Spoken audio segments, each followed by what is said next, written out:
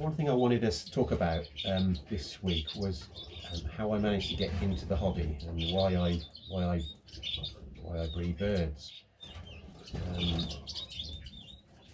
I'm not a young man. I'm 54 currently, and you might think I've been breeding birds for a long time. Well, yes and no. I started getting interested in aviary birds, cage birds, mainly canaries, back in probably the mid 80s, because my granddad used to breed birds and he bred canaries, Gloucesters,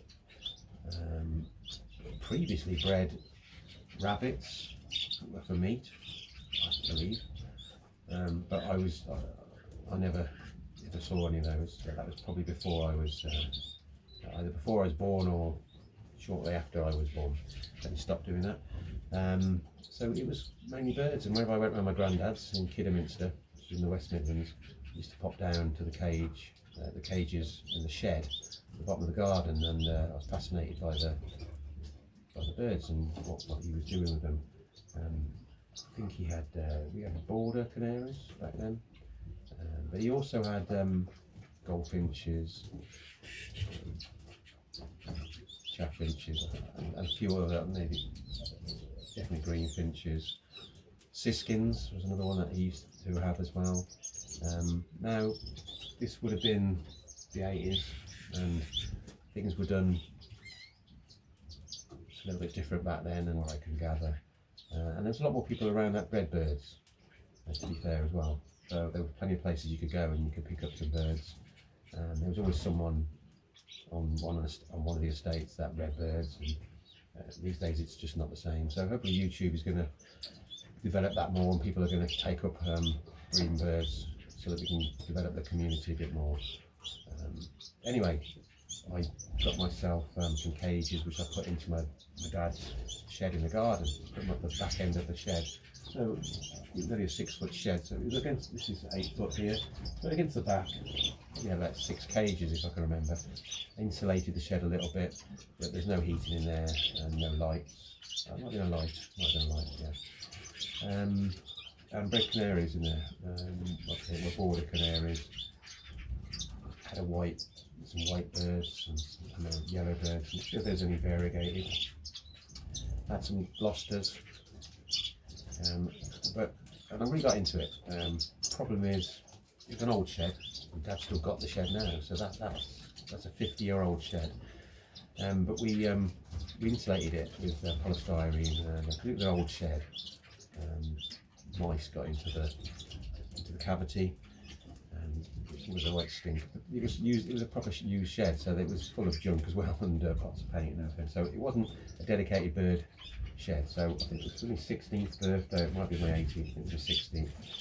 We built a shed with a concrete floor, and it was tongue and groove boards. I don't think I insulated it. I had an indoor flight, very similar size to this, and we purposely built some banks of cages with canary cage fronts, and bred birds for a couple more seasons. Again, we were concentrating on borders and Gloucesters. You take a bird to a show, I believe, or it was either that or it was a sale. I'm not certain, but we didn't ever show birds. Didn't really take it seriously. It was more a hobby. And of course, I'm getting up to 18 then, so and of course, it's not really cool to breed birds, to keep birds. So you sort of lose a little bit of interest in it, because you discover other things. Being able to go to the pub, back in them days it was the squash club, and drinking, and obviously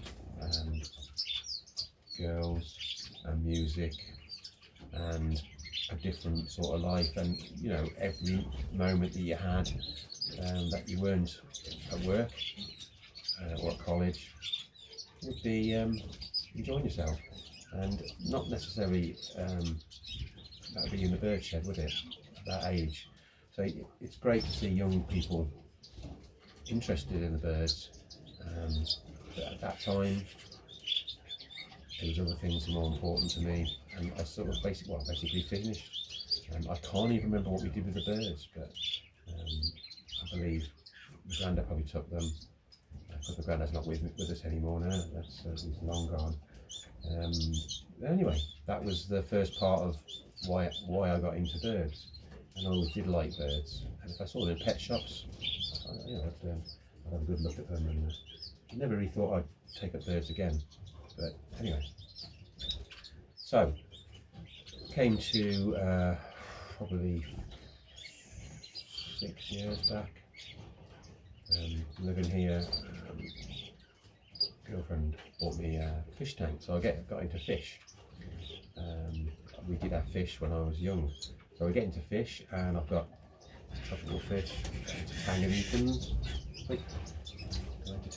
fish, and took that quite seriously. Still got a tank. Set one up just before COVID lockdown, 6 foot length. It's a nice tank. There is some videos of that on YouTube, and that's took a back burner now. Anyway, so basically we had this opportunity. Girlfriend, I was doing the garden, doing it up a little bit, and the girlfriend said, "My mum's next door neighbour's getting rid of his shed. Do you want to go on his shed?" And I thought, "Okay, yeah, I can do that. Yeah. What I'll do is, I can do something with it." I was going to have a koi pond, and I was going to have a shed, and I was going to use the shed linking with the shed that was already here, which was an old shed. That's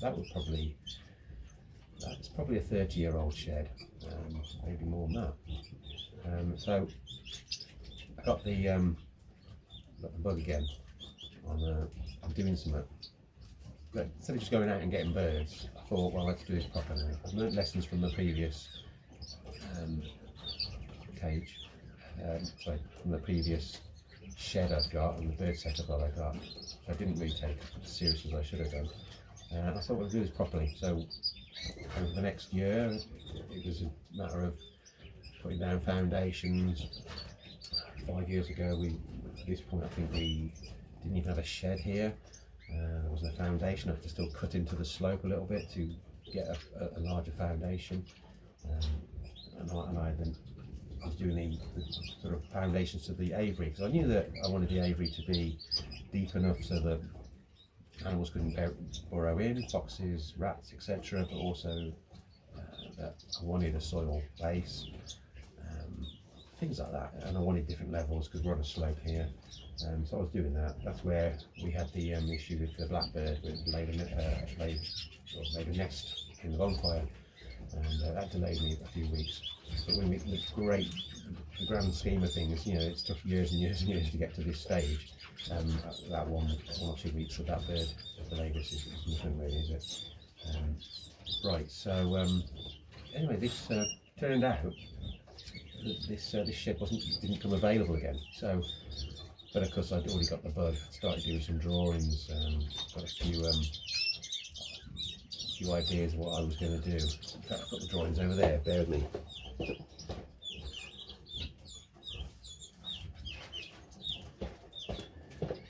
Right, so here's all my drawings. So this is something I used.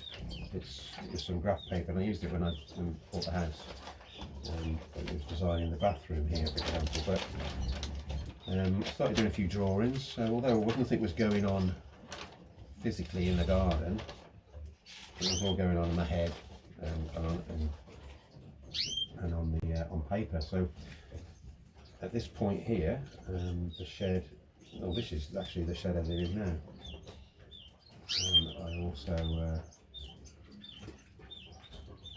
this is here is a drawing where I've got a koi pond, and the shed was going over the top of the koi pond, and that there was going to be a filter room in the shed as well. That didn't happen. I started using the old shed that was here and refurbing some of the panels. So with it taken down, I basically started refurbing it, and then I worked out the other panels that I'd need to create the shed we've got at the moment. see what else we got. I've also drawn a few ideas of how I was going to have the cages. So, here's my fish pond.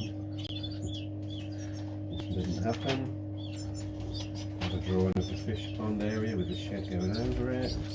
There's a bit of decking around there.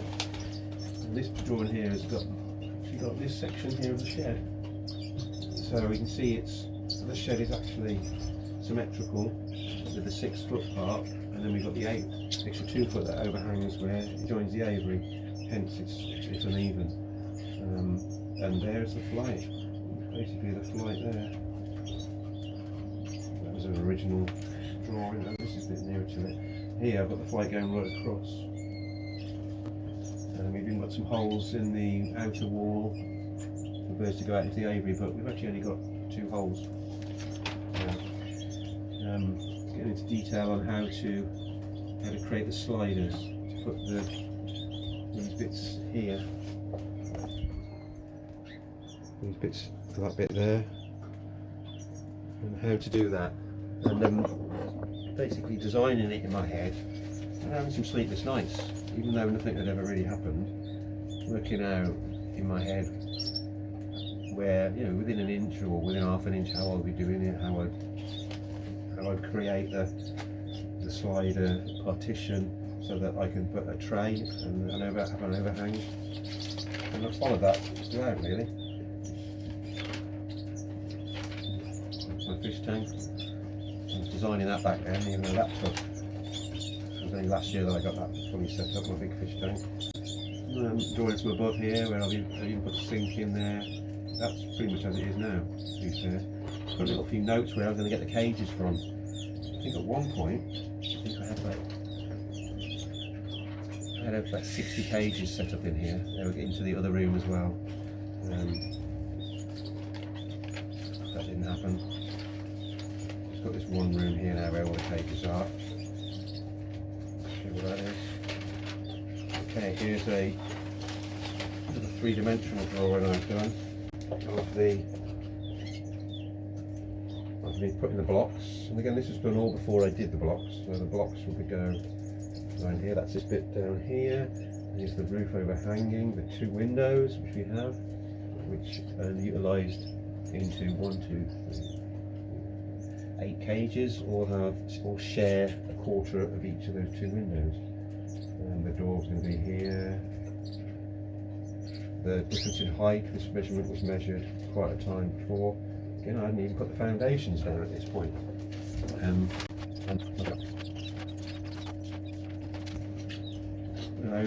overview of the layout. This is the shed. There's going to be a door that you come into, an airlock like there is in the aviary. How I was going to have the wall curving round in the garden, and how I was going to get as much of the aviary in as possible.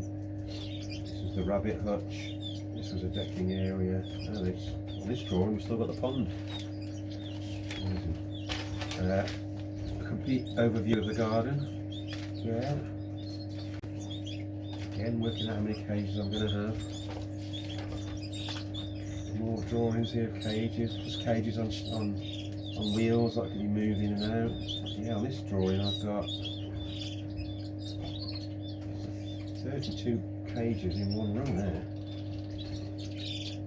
40 on this one here.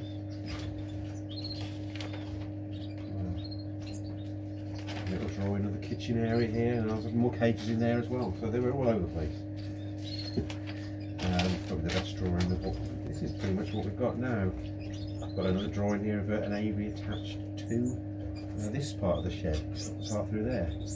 That never happened, but there is that's now a pergola, and the decking area is here, and block pavings there. I was drawing on there that plumbing was being done. The pipes go down into a soakaway. There's a soakaway just outside just here, this part here. Yeah. And then if you look back at some of my really old videos, there is a video of how the shed sort of came together. It was done by, compiled by the Google app, I think. so it's not really in any sort of time, but you're going to see certain pictures where the foundations were put in, and there's the old shed in there, and pictures like that. Here's the plumbing. So basically the water was coming out of the sink, down the ground. I believe there's a U-bend there, and then it goes into an old water tank, which was, it goes to the U-bend here. I'm not sure if it's a U-bend, no, it's just got a bend that goes down underneath there. This is an old water tank which is sunk in there with stones and bricks. And that's the soakaway, so that's the plumbing basically. You can go to a drain from here. So a proper toilet in here. There is someone standing at the window when it was going to be a bar area with a TV in there. Well, that's happened, so that's good. Can't show that at the moment because it's a mess. Here's the plumbing. Again, where the windows, precisely where the windows would go, where the door would go to let the birds out. Anyway, so all these plans happened, and then eventually, year after year, I got the bits, got it all going, and it was about 4 years ago that I started to have some birds, and we had some redpolls, I thought it was a pair, but it was two turned out to be two cobalt redpolls, cinnamon redpoll, which actually died at the first year, diamond firetail, which died 2 days ago, old age. He was probably an old bit when I bought him, so he was with us for 4 years. And 2 canaries, one was a yellow, one with a green tip here, and one was a mosaic, white mosaic, yellow mosaic, the hen. And from them, most of these birds are related, to be fair. I bought other birds in 2019, I had quite a bit more of a mix then. 2020, didn't really buy any extra birds because that was COVID. So most of the birds are related to those 2 main birds, apart from a couple of birds we've got in here, a couple of cocks which aren't related to it. That's it really. We've gone into, we've now got a Hawk's parakeet, which we've had for a few years now. Silverbills, very easy to breed. Those are my foreign finches that I sort of started breeding well. And a Hex Grassfinch, they've both passed away now. They sit on the eggs all the time, but they never really, they just would lay eggs, sit on them, lay more eggs, sit on them. I think so the infertile cock, possibly. The hen died quite a few years back, and the cock died early this year. Again, probably of old age. So it's a pair of weaver finches, the Napoleon weaver finches. They make nests. He basically makes a hammock. You can see it in there. It doesn't make a proper nest. So they're lovely to look at. He's in full plumage at the moment. Bengalese, starfinches recently. Spice finches have been fairly successful, but they seem to have been breeding with a Bengalese, so they're hybrids. I don't think they're doing any well with those yet. Goldian finches, very successful. 1 pair of Goldian finches. Now on another 4 babies, which are probably 10 days old. They hatched on the 7th, the last ones, and it's the 20th today, so they'll be getting on quite a bit now, 12 days old, 13 days old. But we already have 8 young from them already, so I want to develop more golden finches. We've got cutthroats, which are okay. We've got 2 young from cutthroats this season. I'd like to develop them a little bit more. I like canaries.